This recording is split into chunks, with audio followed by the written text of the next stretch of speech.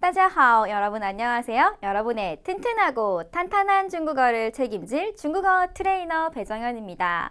여러분 혹시 제목 보고 들어오셨나요? 오늘 제목 보면 중국어 어떻게 읽을 것인가 라는 문장이 있었는데요. 어떻게 읽을 것인가? 읽어야 하면 글이 나올 거고 중국의 글 하면 한자 얘기를 빼놓을 수 없을 거예요. 그런데 오늘은 여러분 제가 막 한자 외우세요 막 이런 거 아니고 중국의 한자에 대해서 그냥 재미있는 이야기를 들려드릴 테니까 조금 편안한 마음으로 커피 한 잔 마시면서 보시면 좋지 않을까 생각됩니다. 자, 그럼 조금 편안한 마음으로 같이 한번 즐겨보세요.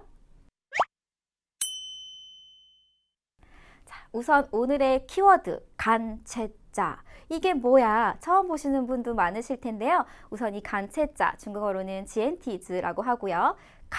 간략하게 채, 그 몸을 좀 줄여놓은 즈 글자를 얘기하는데 이 간체자가 뭔지부터, 이게 언제부터였는지부터 알아보고 올게요.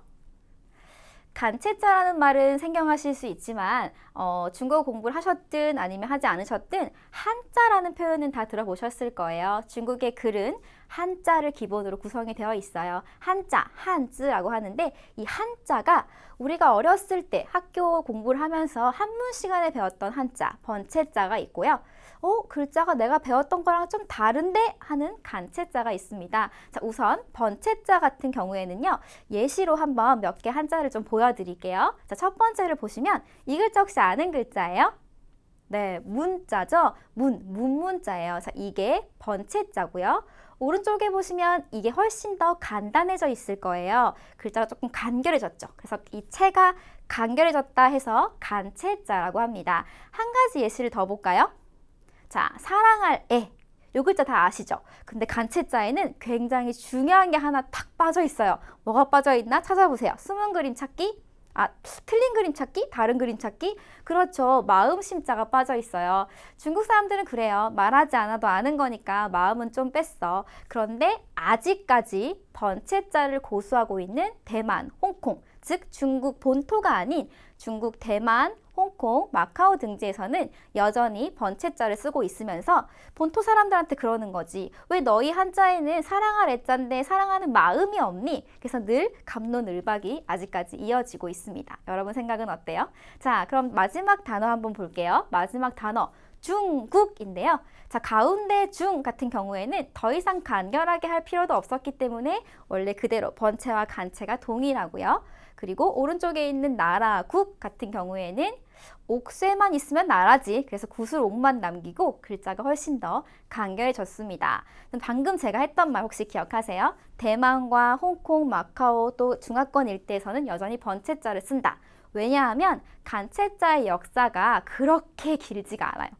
중국은 전쟁을 되게 많이 했던 나라예요. 전쟁을 많이 하면 어때요? 왕권이 계속 바뀌고 왕이 늘 새로워지죠. 근데 새로운 왕에게 있어서 백성들이 조금 똑똑한 것보다는 백성들이 좀 무지해야 자기가 왕권을 강화하고 떵떵거리고 살 수 있으니까 그 전에 이제 많은 왕들이 우리 세종대왕처럼 백성을 이롭게 하고 백성들이 글을 알게 하도록 노력하지 않았어요. 그러다가 중화인민공화국이 생겨나고 모택동 아저씨? 할아버지가 생각을 했는데 왜 중국이 이렇게 큰 영토를 가지고 있음에도 이만큼밖에 못 살까? 왜 사람들이 이렇게 많이 배우지 못했을까? 글이 너무 어려워서가 아닐까? 라고 생각이 들어서 그때부터 간체자를 만들기 시작했습니다. 그래서 간체자의 역사는 아직까지 그렇게 길지 않아요. 왜냐하면 중화인민공화국은 1949년도에 창립되었고 그리고 1950년대 후반부터 간체가 보급됐기 때문에 역사가 그렇게 길지는 않습니다. 그래서 그 전에 이미 본토와 사이가 좋지 않았었던 대만, 홍콩, 중화권 일대는 아직까지도 번체자를 사용하고 있습니다. 자, 그리고 또 하나의 키워드가 있어요. 간체자 말고 한어 병음인데요. 간체자 한자만 딱 있으면 사람들이 이거 어떻게 읽는지 몰라 라는 생각이 들 거예요. 그래서 이때 중국 이제 정부에서는 이런 생각을 합니다. 한자 옆에다가 뭔가 읽을 수 있게 병기를 해주면 어떨까? 음을 좀 달아줘 볼까? 그래서 한어 병음이라는 것을 만들고요. 한어 병음의 역사도 그렇게 길지 않은데요. 자, 잘 보시면 1958년 중화인민공화국에서 제정, 그리고 발표, 보급했다고 되어 있습니다. 그러면 한어 병음이 뭔데요? 라고 생각하시는 분들이 있으실 텐데요. 한어는 이제 아셨어요. 그쵸? 중국어예요. 한어를 어떻게 읽는지 알려주는 방법인데요. 자, 아까 우리 한자 공부했었죠? 번체도 있고 간체도 있고 문문자를 가지고 예문을 한번 들어볼까요? 자, 문문자가 있어요. 근데 이거 문문자를 어떻게 읽는지 모르는 거예요. 자, 이런 사람들을 위해서 로마자를 빌려다가 M, E, N 이렇게 노출을 해주면 중국어를 아직 안 배운 사람 혹은 한자를 아직 익히지 못한 중국의 어린이들도 이거 아직 한자는 내가 못 쓰지만 읽을 수는 있어. 얘는 먼이라고 읽어라는 걸 알게 된 거죠. 아까 다른 글자도 있었는데 사랑할 애자도 있었어요. 자, 사랑한다도 이거 어떻게 쓰지? 쓰는 건 아직 모르지만 A, I가 있으니까 아이가 아닐까라고 읽을 수 있게 된 거예요. 마지막으로 중국 같은 경우에도 저거를 보고 외국인도 혹은 어린이도 한자는 어렵지만 나도 병음을 보고 읽을 수 있어. 중국어라고 읽을 수 있게 된 거죠. 근데 중국어 I 그리고 먼 다 뭔가 쉬운 것 같으면서도 예상과 조금 다른 이유는 그냥 자음과 모음만 있는 게 아니네 라는 생각이 드실 텐데 자, 그럼 이것만 가지고 다시 한번 설명을 드려볼까요? 한어 병음은 조금 구조가 우리랑은 다른데요. 우리말은 그냥 초성, 중성, 종성 이렇게 있거나 혹은 자음, 모음이 있는 반면에 중국어는 3단 분리를 합니다. 음절의 맨 앞에 있는 친구 이 M 같은 경우에는 성모, 우리말 자음하고 유사하고요. 그리고 그 옆에 있는 언 같은 경우에는 우리말의 모음과 유사한데요. 우리말의 모음과 완전히 똑같지 않은 이유는 우리말 모음은 아야, 어여, 오요, 우이 받침이 없어요. 근데 중국어 같은 경우에는 모음이 받침을 달고 나와요. 엉, 언, 이런 받침들이 많지 않아요. 3개밖에 없어요.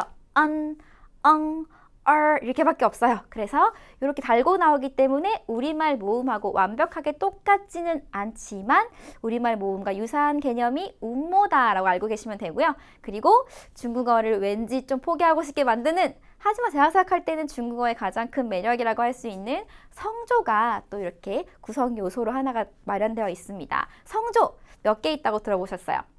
그렇죠. 4개가 있다고 들어보셨죠? 성조까지 이제 오늘은 여기 중국어의 음절 구성만 공부를 했지만 여러분이 조금만 더 호기심을 가지고 공부하신다면 성조에 대해서 또 성모에 대해서 음모에 대해서 앞으로 더 깊이 있는 공부를 할 수 있으니까 오늘 한번 했다고 만족하시지 마시고 조금 더 깊이 있게 한번 공부를 해봐 주시면 더 좋을 것 같아요. 네, 이렇게 해서 오늘은 2개의 키워드를 가지고 얘기를 나눠봤는데요. 첫 번째 키워드는 간체자였어요. 두 번째 키워드는 한어 병음이었어요. 많은 분들이 물어보세요. 선생님, 중국어 하려고 하는데 천자문 다 외워야 돼요?